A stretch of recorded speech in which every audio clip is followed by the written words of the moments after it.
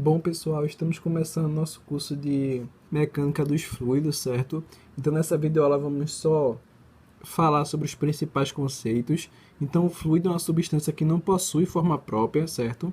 Ele simplesmente assume o formato do recipiente e, em repouso, ele não resiste à tensão desses elementos, ou seja, ele deforma-se continuamente, certo? Então, o primeiro conceito importante é o de tensão desses elementos.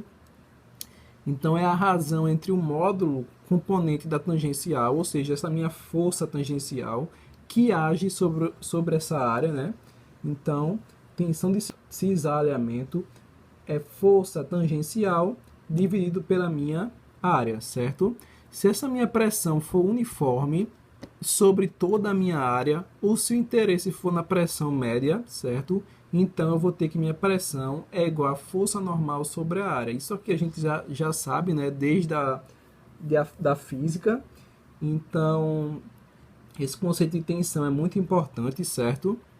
Então, pessoal, considerando um fluido, certo, em repouso entre duas placas planas. Então, suponha que essa minha placa superior, pessoal, ela, em um dado instante, certo, começa a se movimentar através de uma força tangencial. Então, essa minha força tangencial gera uma tensão de cisalhamento, certo? Então, esse meu fluido que está adjacente à minha placa superior adquire a mesma velocidade da placa. Então, esse aqui é o princípio da aderência, certo? Então, essas minhas camadas inferiores do fluido adquirem velocidades menores, certo? Quanto maior a distância para a minha placa em movimento, menor a velocidade, certo? Então, isso significa o quê? Um perfil de velocidade. Então, também, né, pelo princípio da aderência, a velocidade do fluido adjacente à placa inferior é zero, ou seja, como a minha placa de baixo tem velocidade zero, o meu fluido que está adjacente tem velocidade zero, certo? Então, pessoal, como existe uma diferença de velocidade entre as camadas do fluido, certo? Ocorrerá, então, a deformação contínua sobre a ação da tensão de cisalhamento. Pessoal, os tipos, né, de regime, eu tenho um regime permanente, é aquele que as propriedades dos fluidos são invariáveis em cada ponto com o passar do tempo, ou seja, o meu nível é sempre constante, certo? E tem um regime variado ou transiente, que é aquele em que as condições do fluido em alguns pontos, certo? Ou região, variam em função do tempo, certo? Então, como a gente pode ver aqui, ó, quando o volume vai caindo, a minha vazão também vai diminuindo, certo? Ou seja, é um regime transiente. Então, pessoal, os tipos de escoamento, certo? Então, escoamento laminar é aquele em que as partículas se deslocam em lâminas individuais, sem trocas de massas, certo? Entre elas, ou seja, um regime constante e calmo, certo? E tem o escoamento turbulento. O escoamento turbulento, pessoal, é variado por natureza, devido às flutuações de velocidades em cada ponto. Movimento aleatório, pessoal, o nome já diz, né? Então, só acontecem movimentos aleatórios.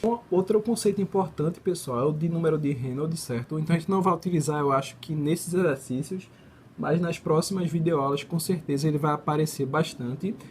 Então, para um escoamento no interior de um tubo, certo? De seção circular, Reynolds vai ser igual a ρ vezes V vezes D, né? Que é o meu diâmetro, dividido por μ. E a gente tem um valor aqui, ó, quando o Reynolds é menor que 2100, né? Meu regime é laminar. Quando meu Reynolds der entre 2100 e 2500, é um regime de transição. E quando meu Reynolds der maior que 2500, é um regime turbulento, certo? Pessoal, vamos tentar entender aqui um pouquinho de viscosidade, certo? Então tá aqui minha fórmula de tensão, né? Tensão é igual a μ. Quem é μ?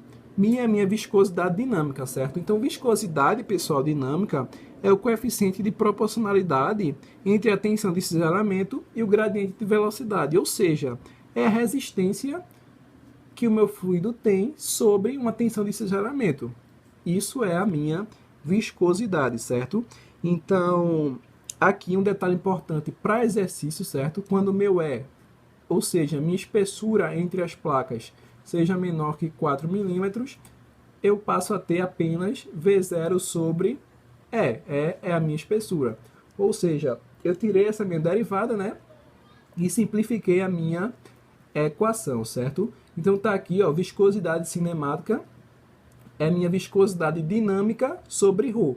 Isso aqui é muito importante, certo, pessoal? A gente vai utilizar muito. É importante saber diferenciar. Na tensão, ó, tem aqui, ó, minha viscosidade dinâmica, certo? E minha viscosidade cinemática é mi sobre ρ.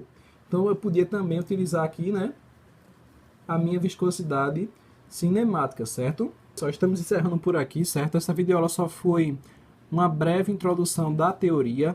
Na próxima videoaula vamos começar a fazer os exercícios sobre tensão e sobre viscosidade, certo? Então até a próxima. Se gostou do vídeo, deixa o like, siga o canal e obrigado!